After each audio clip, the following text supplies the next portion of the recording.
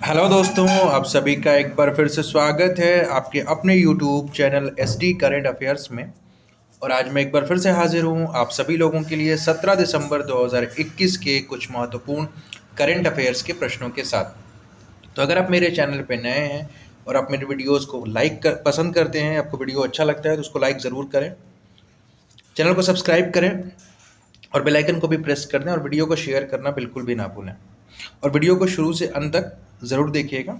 चलिए लेते हैं पहला क्वेश्चन आज का। किस राज्य की दुर्गा पूजा को हाल ही में यूनेस्को ने सांस्कृतिक विरासत का दर्जा दिया है?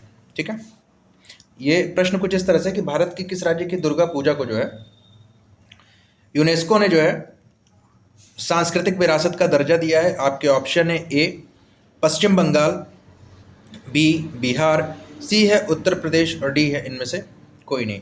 तो आपका जो सही आंसर है वो है ए पश्चिम बंगाल। पश्चिम बंगाल की जो दुर्गा पूजा है, ठीक है, उसको जो है यूनेस्को ने, जिसको हम बोलते हैं कि संयुक्त राष्ट्र शैक्षिक वैज्ञानिक एवं सांस्कृतिक संगठन ने 15 दिसंबर 2021 को दुर्गा पूजा उत्सव को जो है विरासत का दर्जा दिया, सांस्कृतिक विरासत का दर्जा दिया। ठीक है, और प्रधानमंत्री नरेंद्र मोदी ने इस फैसले की सराहना करते हुए इसे गर्व एवं खुशी का पल जो है करार दिया है। ठीक है ना।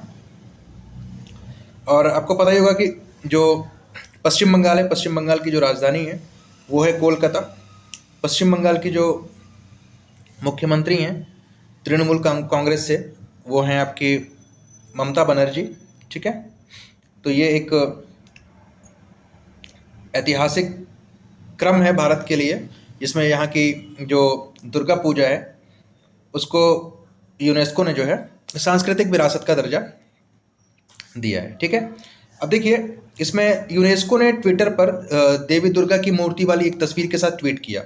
कोलकाता में दुर्गा पूजा को अभी अभी अमूर्त विरासत सूची में शामिल किया गया है। ठीक है, प्रधानमंत्री नरेंद्र मोदी ने कोलकाता के दुर्गा पूजा उत्सव को विरासत का दर्जा मिलने पर यूनेस्को के इस फैसले की सराहना की और इसे प्रत्येक भारतीय के लिए गर्व एवं उल्लास का विषय जो है उन्होंने करार दिया है। ठीक है,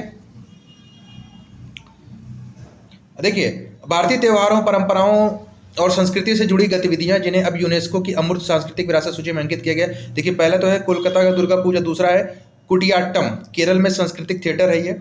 उसके बाद तीसरा वैदिक मंत्रोच्चार की परंपरा, रामलीला रामायण का पारंपरिक प्रदर्शन जो होता है भारत में। पांचवा जो है रमण, हिमालय में गढ़वाल का धार्मिक त्यौहार और अनुष्ठान थिएटर जो है। छठवां है छाऊ नृत्य। उसके बाद सातवां है कालबेलिया जो राजस्थान का लोकगीत और नृत्य है। उसके बाद है आठवां जो है मुदियेट्टू, केरल का अनुष्ठानिक रंगमंच और नृत्य नाटिका है। इस तरह से और भी बहुत सारी चीज़ें हैं, ठीक है, जिसको मैं एक अलग से वीडियो बना के आपको करा दूंगा। चलिए अगला प्रश्न लेते हैं।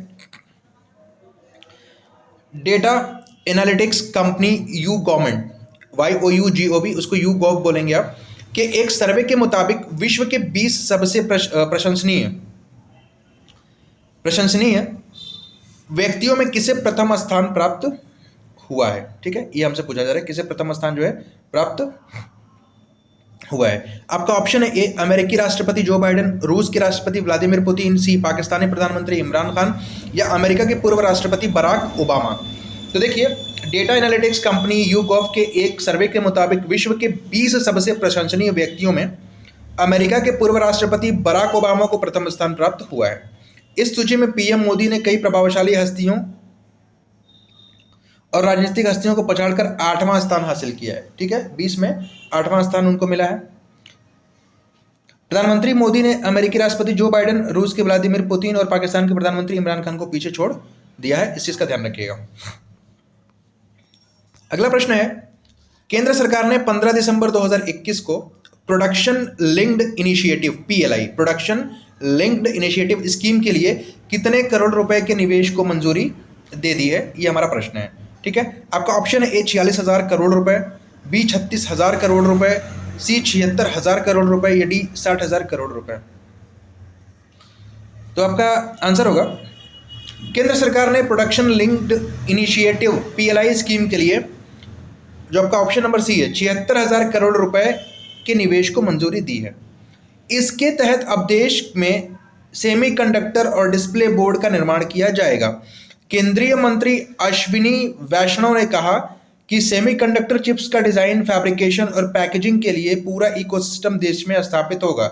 यह सामरिक महत्व और आर्थिक आत्मनिर्भरता के इन क्षेत्रों में भारत की तकनीकी कौशल को मजबूत करेगा। बेशक सही बात है, अगर इस तरह की चीजें होती हैं तो जो है हमारा जो तकनीकी कौशल है वो मजबूत होगा, भारतीय अर्थव्यवस्था जो है वो ऊपर की तरफ बढ़ेगी। ठीक है, चलिए अगला प्रश्न लेते हैं। सार्वजनिक क्षेत्र की बिजली कंपनी एनटीपीसी ने किस राज्य के सिमहाद्री में एकल ईंधन सेल आधारित हरित हाइड्रोजन माइक्रोग्रिड परियोजना की शुरुआत की है? ठीक है, आपका ऑप्शन है ए बिहार, बी आंध्र प्रदेश, सी तमिलनाडु या डी कर्नाटक। तो आपका जो सही आंसर है वो answer number B, Andhra Pradesh. सार्वजनिक क्षेत्र की बिजली कंपनी एनटीपीसी ने आंध्र प्रदेश के सिमहाद्री में एकल ईंधन सेल आधारित हरित हाइड्रोजन ग्रिड परियोजना की शुरुआत की है। बयान में कहा गया है कि यह भारत की पहली और दुनिया की सबसे बड़ी हरित हाइड्रोजन आधारित ऊर्जा भंडारण परियोजनाओं में से एक होगी। इस अनूठी परियोजना की रूपरेखा एनटीपीसी ने तैयार की। यह भारत के लिए एक विशिष्ट परियोजना है और लद्दाख तथा जम्मू कश्मीर जैसे दूर दराज क्षेत्रों को कार्बन उत्सर्जन से मुक्त करने में मददगार होगी। तो अच्छी बात है, अगर ये कार्बन उत्सर्जन में को रोकने में अगर हेल्प करेगी तो डेफिनेटली जो है हम जो जलवायु परिवर्तन जैसी चीज़ों से लड़ सकेंगे। ठीक है, तो ये एक अच्छी बात होगी। चलिए अगला प्रश्न लेते हैं। निम्न में से कौन सा एयरपोर्ट जल्द ही देश का 4 रनवे वाला पहला एयरपोर्ट बन जाएगा? ठीक है, आपका ऑप्शन है ए छत्रपति शिवाजी अंतर्राष्ट्रीय एयरपोर्ट, इंदिरा गांधी अंतर्राष्ट्रीय एयरपोर्ट, बिरसा मुंडा अंतर्राष्ट्रीय एयरपोर्ट या नेताजी सुभाष चंद्र बोस अंतर्राष्ट्रीय एयरपोर्ट। तो आपका जो सही आंसर है वो answer number B, Indira Gandhi अंतर्राष्ट्रीय एयरपोर्ट जो है जल्द ही जो है देश का 4 रनवे वाला पहला एयरपोर्ट बनने जा रहा है। ठीक है, इंदिरा गांधी अंतर्राष्ट्रीय एयरपोर्ट जल्द ही 4 रनवे वाला देश का पहला हवाई अड्डा बन जाएगा। हवाई अड्डे के दक्षिणी एयरफील्ड पर रनवे 11/29 के समानांतर एक नया 4.4 किलोमीटर लंबा रनवे तैयार किया जा रहा है। एयरपोर्ट संचालित करने वाली company Delhi international airport limited ने टर्मिनल 1 के स्मार्ट एप्रन शुरू करने के मौके पर यह जानकारी साझा की है। ठीक है, तो ये आपका जो इंदिरा गांधी इंटरनेशनल एयरपोर्ट है कहाँ पे है? दिल्ली में। इस चीज़ का ध्यान रखना है आपको। और ये 4 रनवे वाला जो है देश का पहला एयरपोर्ट बनने जा रहा है। अगला प्रश्न है, भारत में विजय दिवस किस प्रतिवर्ष निम्न में से किस दिन मनाया जाता है? विजय दिवस की बात कर रहे हैं हम लोग। पहला ऑप्शन है ए 16 दिसंबर, बी है 12 मार्च, सी है 14 अप्रैल या डी है 13 मई। तो आपका जो आंसर होगा इसका ऑप्शन नंबर ए 16 दिसंबर जो है वो पहला आंसर, ये जो है सही आंसर होगा। अब देखिए, भारत में 16 दिसंबर को प्रतिवर्ष विजय दिवस के रूप में मनाया जाता है। यह 1971 के युद्ध में भारत की विजय का प्रतीक है। भारत और पाकिस्तान के बीच 1971 का युद्ध दो मोर्चों पर लड़ा गया था। इस युद्ध की शुरुआत 3 दिसंबर 1971 को हुई थी। भारतीय फौज ने साल 1971 में 16 दिसंबर के दिन पाकिस्तानी फौज को बुरी तरह हराया था।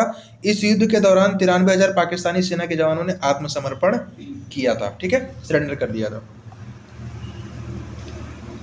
अगला प्रश्न है, हाल ही में चीफ ऑफ स्टाफ कमेटी के चेयरमैन का पदभार निम्न में से किसने संभाला है? आपको पता है कि भी हाल ही में अपना जो हमने अपने देश का हीरो बिपिन रावत को खो दिया, जो कि चीफ ऑफ डिफेंस स्टाफ थे। एक हेलीकॉप्टर क्रैश में वो, उनकी पत्नी और बाकी के जो सारे 13 लोग थे वो सब लोग जो है इस दुनिया को छोड़ के चले गए। तो अभी जो है हाल ही में चीफ ऑफ स्टाफ कमेटी के जो चेयरमैन का पदभार जो है किसने संभाला, ये आपसे पूछा गया है। आपका ऑप्शन है A air chief marshal V R Chaudhari, B general M Naravane, C admiral R Hari Kumar ji या डी इनमें से कोई नहीं।